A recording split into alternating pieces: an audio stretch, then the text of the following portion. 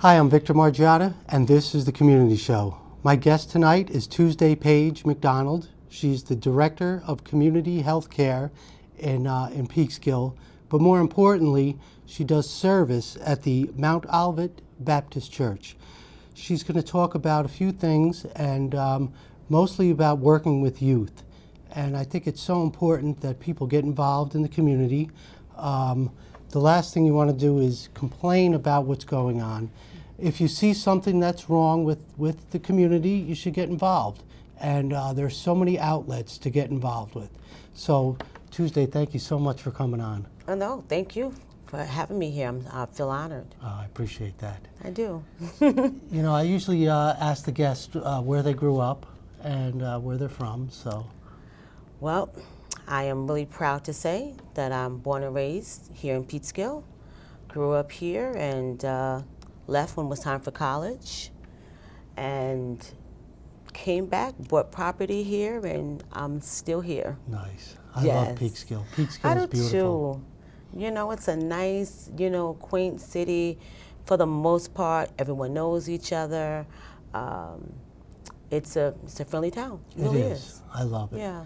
You know, we're right on the Hudson, and it's just beautiful. And now that the spring is here, and it's time to start your garden, and you know, they say that everything is relative. You know, in order to get a garden to grow right, you have to nurture it, and you have to water it, and you have to take care of it. It takes time, and it takes energy, and these are the same things that parallel working with youth. Absolutely. It's so funny that you started off with that, because when I came back home, I was looking at the school system, a school system, honestly, that did well for me. But I was just saying that there was just some things that I would have liked to see, coming back, after so many years. And I said, I'm going to run for the Board of Education. All right. Was much younger then. Wasn't quite sure, if I was going to be able to get on the board. But 1998, the voters voted me in. All right. And 5 times after that. So, awesome.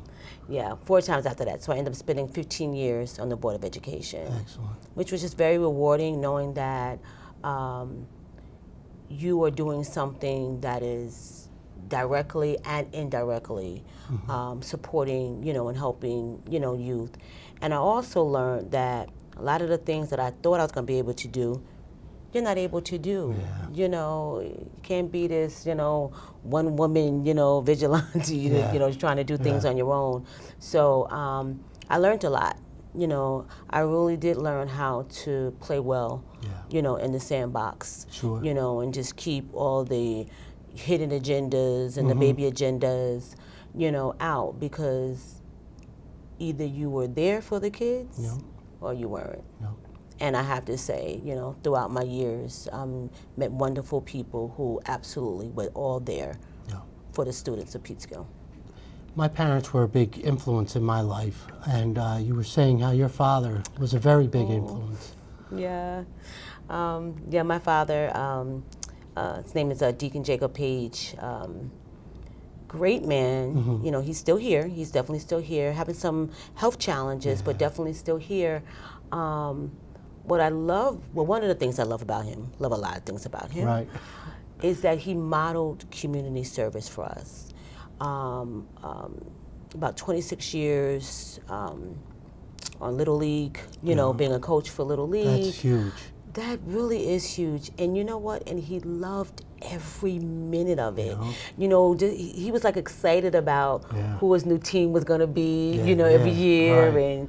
And he was able to get our church to be a sponsor. So my former church, when I was a child, Mount Lebanon was always, you see Mount Lebanon on the back of their, jerseys. Oh, but I love that, because he, sometimes people tell you to do something that they're not willing to do themselves. That's right. And what I loved about him was that he just modeled it, just naturally modeled service, for us. So for me, it was easy. Yeah, and the kids really feed off of that energy, you know, when they see how excited he is, they get excited, you know. Oh gosh, he loved that.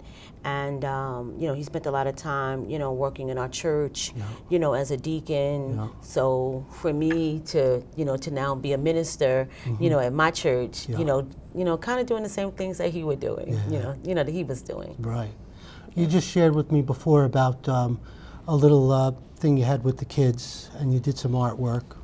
Yeah, so my current pastor, the Reverend Dr. Robert E. Young, he decided to have a Spring Growth Academy.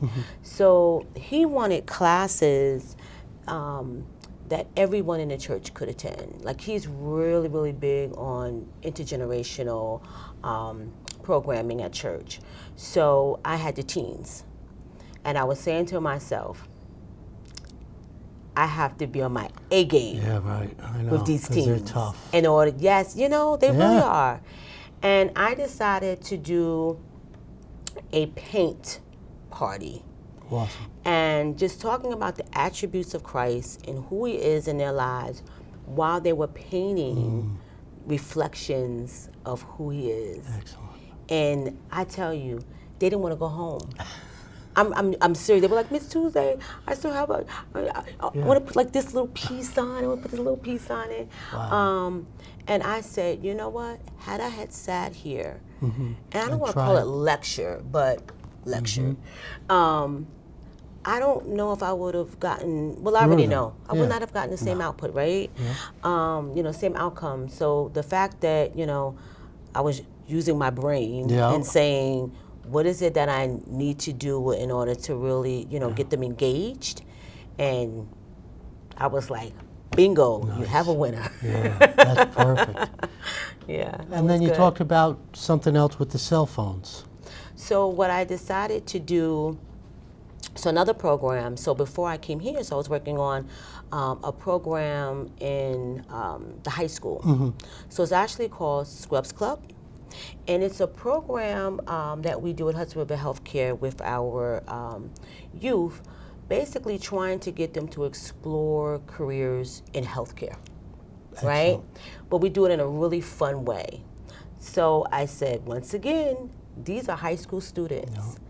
You have to bring your A+ game for them. And I said, let them use their cell phones. And basically what they had to do was they had a budget. They only had $1,000 to spend. It was three, you know, we put them in groups of 3. You only have $1,000 to spend. You have to go to a college at least 50 miles away. $1,000. You're just kind of visiting for 5 days, 4 nights. Work it out. You should have seen these. I mean, like, they were like on their phones, and, you know, Airbnb cost this much, and a rental would cost this much, and, you know, and they like so got into it. And I'm going to venture to say that it was a fun program, but the fact they were able to use their phones. Yeah. You know, you can't fight. Everybody says, oh, when I was a kid, we did it this way. You know, now you got to work with what we have. You can't, you know, say, oh, this is how we used to do. Well, use those tools to you know, do a situation now. Absolutely. You know, absolutely. And you're not going to get the cell phones, you know, away from them. It's impossible now. You know, it's like trying to take phones away from us when we were kids. It's just. Listen, I say if we're going to have them use it, at least let it be useful. Yeah. Let it be a useful tool. Exactly. And it can be a useful tool. And you know, and for this particular exercise, it was a useful tool because they had to kind of see how much it costs, you know, Airbnb versus a hotel / motel, or, you know, so. No, and, you know, learning to budget is huge. It really is. I mean, that's one of the things that we should teach them, you know. And that's what we're trying to do, because we're trying to tell them that once you do go off to college, you know, you're going to have a budget. A small one at that. You're gonna have to do some things. You're gonna have to kind of say, "This is my pie. How do I split it up for the month?" And then you always got to learn how to save.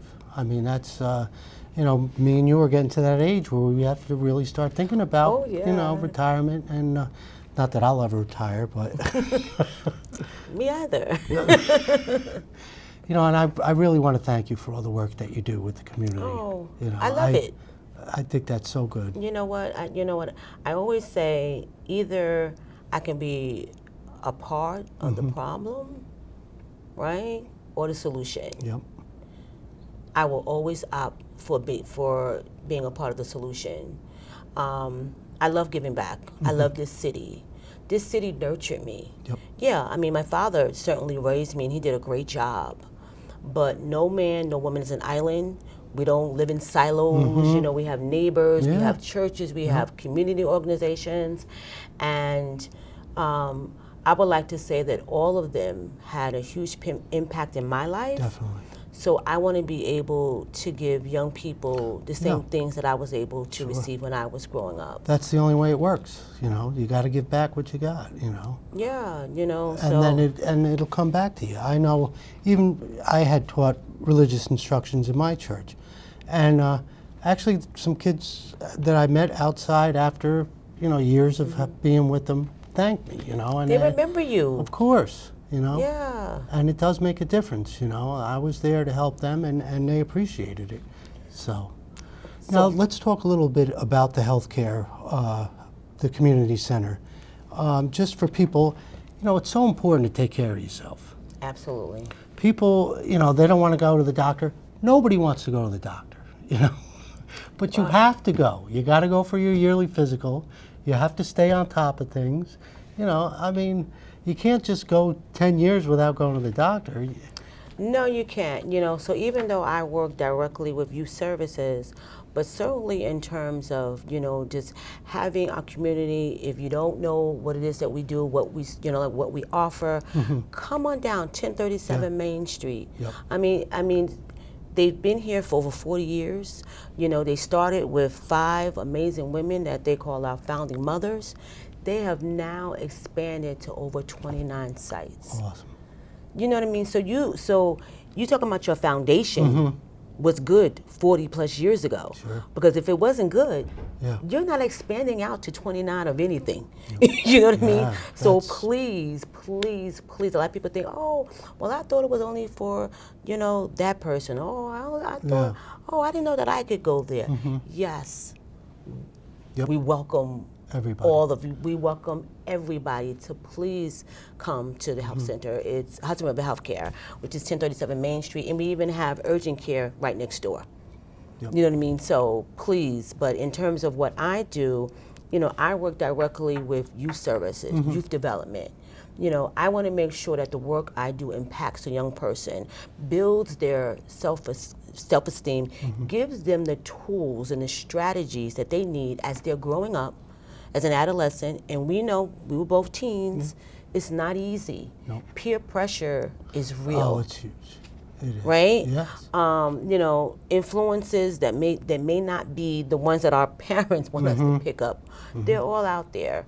So I'm really happy to be in this role as community youth development, because I'm able to touch lives in a meaningful way. Yeah. And I take what I do really serious, because I know that sometimes you only have one shot. Yeah. You know what I mean? To make a difference, to to say an affirming word, a sentence, a saying, to a child, because they may be here today, but maybe they may go on to something else. So every time I get an opportunity to be in a space of young people, I try to make sure, that it's very meaningful. Definitely. Now, it says that you guys allow them to choose their own doctors. I think that's excellent. It gives you a chance to, feel comfortable, which, Absolutely. I think is a big part of healthcare. That Absolutely. If you don't feel comfortable, then you're not going to go back.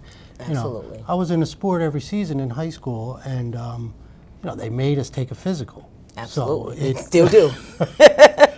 But it carried on to after I got out of high school. I felt like, well, I better go get a physical, and have gone every year, and it's so important. And they talk about nutrition, how important nutrition is. Oh, absolutely. Even with my youth, I try to do sessions on healthy snack alternatives, because the chips, the sugary drinks, they're terrible. It is. It's for all of us. So I'm always trying to make sure that we're modeling for them, and letting them know, you know what, no, Not good. Let's go this way, Yeah. and let's, make sure that we're certainly not going that way, Yeah. like with all of the, the chips and all the salt I and, know. and the sugary drinks and, the donuts and the pastries it's not good. and the croissants and, Yeah, because you're high and then all you those things that have crash. no nutritional value, No. for our young people. But certainly, when we were growing up, our parents always made sure that we had fruit and salad, correct? Of course. I remember when I was growing up, this is when we used to all sit at the table together at 6 p.m. No matter what you were doing, everyone had to be home. Yeah. And we used to sit there and we started with our salad and, I'm like, what happened to that? Yeah.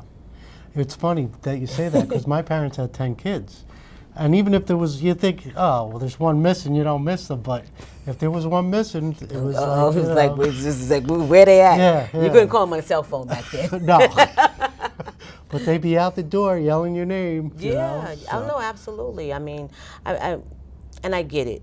I do get why it's different now. Yeah. But that, when I look back, like when I look back at that, and I say, wow, like everyone had to eat dinner together. That's right. It wasn't optional. Mm-hmm.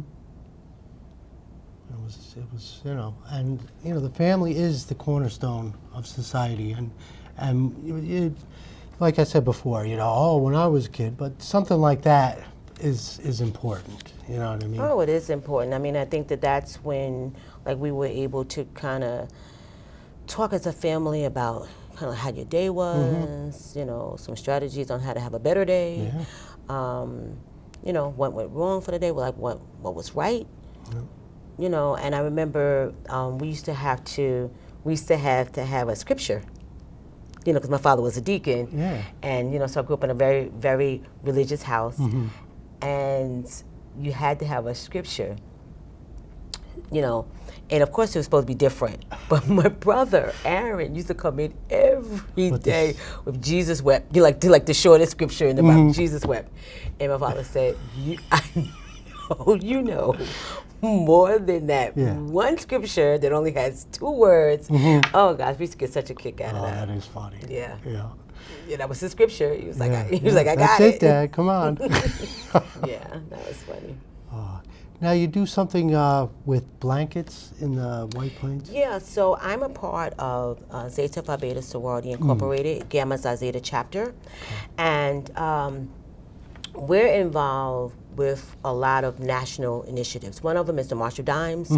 Another one is St. Jude, and what we try to do at a local level is try to make as much impact as we can. So what we did last year was we donated blankets to one of the homeless shelters in White Plains, New York.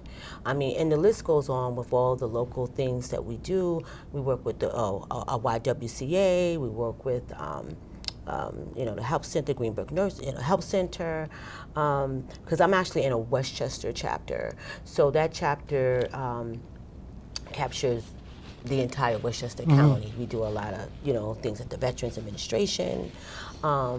Anything that we can do, we do a lot of stuff at Abbott House. So anything that we can do collectively, as a chapter, to make a difference in our community. We don't sit around like we're better than anybody. Yeah. It's only by the grace of God. Mm-hmm. There go I. Yeah. So we certainly know, the importance of giving back to our community. That's perfect. Thanks. You talked about your son. He does, he's been taking Spanish since he was in kindergarten? I can't believe that. My son is amazing. So his name is Malachi. So he's been a part of a dual language program since he was in kindergarten. I can't believe that. Isn't that something? Yeah. Isn't that something? That's great. And his Spanish teacher is probably one of about 3 who kind of call me regularly. Mm-hmm. And she calls me and she says, he is doing so well in Spanish. Awesome. And and I'm grateful, but I'm saying he should be. He's been doing it since kindergarten. Yeah. but he speaks very well. And as I was telling you, like we try to at least every 2 years try to get him to a Spanish country. Because I'm like, he's doing his part. I want my husband and I to do our part to, to expose him, to Spanish countries as well. Yeah, he's well, something. It's funny because there's different dialects too, and then there's different accents. Absolutely. And, I mean, we deal with that all the time, Yeah. talking to people from down south and, or up north, Yeah. or from New York, so. Yeah, exactly. And he's a chip off the old block. Uh-huh. My husband is the president of the Peace Corps NAACP. Yep. And so my husband, Malachi, and I, we actually just 2 Saturdays ago was with Jim Killoran from Habitat for Humanity, and we were painting at the Kylie Center. Awesome. All together. So, great. The same way that my dad modeled it for me, I model it for my son, so it's easy for him. Yeah. He's a part of the environmental club. He's also a youth health promoter, so he's out there too. Good. Doing the same thing, and I'm like, I didn't even have to tell him to do it. Yeah. He's just joining, like these clubs and, organizations, on his own because it's being modeled for him. And he's seeing too that, what? We all need to help each other. This is a tough subject. I know a lot of people that passed because of drug overdose. And, this is something that anybody can get involved in, and it's so important. If you can't figure out, if you don't like to go to the church or you don't want to go to the fire department, maybe there's an angle you can get in to help the youth as far as, this whole drug epidemic. It's, people don't like to talk about it, but it's... No, they don't, because you know why? Because people like to say, oh, that's that community, not this community. Yeah. That's, it's very sensitive. It's actually hurting a lot of families, because it's not just a person, who's, who's going through. It's also the family, as well, and then in turn the community. So I'm going to be honest. I think that we need to be speaking more about it. Like, I don't like being, I don't like being reactive. Like, I like to do this work, boots on the ground before it becomes an epidemic. Right. You know what I mean? And I think that sometimes we kind of wait, until it gets really bad. Yeah. But you kind of see it on the horizon, right? Let's work on it now. Exactly. But I think it's because it's not an epidemic in every community. Yeah. So people feel like we're okay. Yeah, right. That's happening over there. But you're right, it has been going on for a while. Yeah. The drug may change, but it's still an issue. And it's sad. No, it is sad. It is sad, and I think that something like that probably needs to have like a town hall, conversation to kind of come together. We can't figure these things out on our own. No. That's why it's really important to really, bring all your stakeholders together, to see how best to solve, some of the ills that we have. Now you're involved in the NAACP. I am. Let's talk a little about that. I'm a member of the executive board, but what I honestly really try to work on is the annual fundraiser, which is the Freedom Fund Gala. Yeah. And for the last 2 years, we have been successful in selling out. All right. And that makes me smile. Because there's a lot of work that we do, there's a lot of programs that we have. We want people to be able to come for free. We don't want to charge. No. You know what I mean? But because you're talking about being in a position to help community, right? And it's nice saying it, but sometimes you need the dollars. Yeah. Right? There's nothing could be done. I mean, there's no two ways about it. Nothing could be done without money now. It's impossible. Listen, sometimes you really just need some dollars, to push some programs forward. So I love the fact that I'm able to chair, not by myself, it's not something that I do by myself, it's definitely a team effort. But, chairing it, I'm just, really glad that I'm able to kind of just, keep the wagon moving. All right, guys. All right, guys. Right. Like I'm a cheerleader. Yeah. Like I'm able to kind of bring everybody together and say, listen, we want to make sure, that we're able, to sell out, and we've been able to do that for 2 years. So I'm like excellent. excited. Yes. Yeah. Now, how important is your faith to you? Oh my gosh, it's everything. It is. It's what sustains me. It's what keeps me. And since I was in high school, like I've never been ashamed of the gospel of Jesus Christ. Never been ashamed. Yeah. I know, because people say, I don't know how you do it. You're here, you're there, you're everywhere, you're doing this. You're an overcomer, you're a survivor, you're this. As I told you, I am a stroke survivor, and they didn't think that I would make it through the night. Yeah, and, stayed in, ICU, for about 5 or 6 days. And to be here, like I tell my church, my Olivet Baptist Church, all the time, you guys prayed me back. Nice. Like I believe in some ways that that was it. The God was like, okay, you did some good things. I'm going to call you home. But I truly believe with all my heart that they prayed me back. Yeah. And relearning everything. Wow. Speech. That's why even now my speech isn't the best. But I am able to to speak. Thank goodness. And just relearned everything pretty much. That's excellent. Walking, talking, had some great therapists, and the fact that I'm here speaking with you, after that whole ordeal. I've been in trouble a couple times, and there's nothing better than having faith in God. Yeah. And knowing that everything is going to be okay. I know that's right. And I think that's a big problem with this drug addiction, and they go through and they don't see the light at the end of the tunnel. Yeah. You know what I mean? And to me, that's what God is. It's that hope.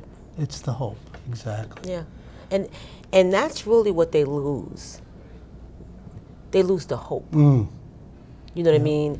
And and that's why, like we never know. Like why people get to that stage, right? We never know, where right? They don't care anymore. Yeah, I mean, a lot of times it's trauma, childhood trauma, that they carry. But whatever it is, it's that they've lost their hope. Yeah. And that's why I think that it's important that people like you and I make sure that we're always encouraging, and affirming others. And being happy and showing that, it's as best we can, because even, even we get down, like we know who God is, but we still get down, right? Because we're, it's that human frailty. Yeah. But I think for me, it's that knowing that he did it before, so he'll do it again. For sure. Like that's what, keep you going, like Tuesday, you've been here before. Yeah. You know what I mean? Like where things are kind of low, things are not quite going the way that I expected them to go. Yeah. But then he, miraculously just kind of like brought you out of it, so that's what also kind of keeps me going, That's perfect. Thank you so much. Oh, you're I welcome. appreciate it. Tuesday, this was excellent. I'm glad you came. It was a last minute thing, so thank you. I really appreciate it. It's been 30 minutes already? Already. We were talking that much. I'm Victor Margiotta. This is the Community Show. Thank you for watching, and try to get involved in the community.